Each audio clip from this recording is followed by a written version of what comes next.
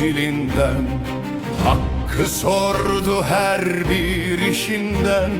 Zalime sert, mazluma siper, kalbi temiz, yüzü bir güneşten eser.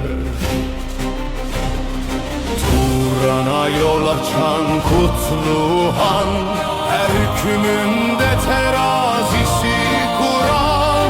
Toprak değil gönüller fethedip, adaletle yazdı şanlı bir destan.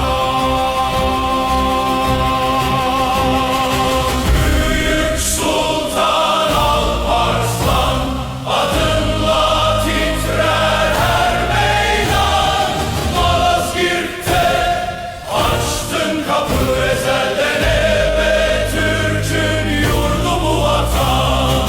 Ey sancağı İslam'ın, kalkan oldun imanına. Büyük Sultan Alparslan yürürsün, hala ordularınla.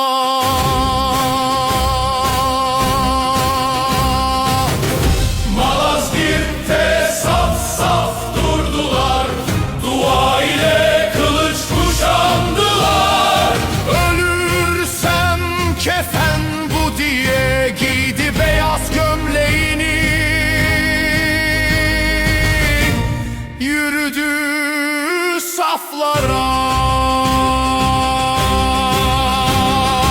Horasan'dan Anadolu'ya, Türkiye ufuk, ümmete umut.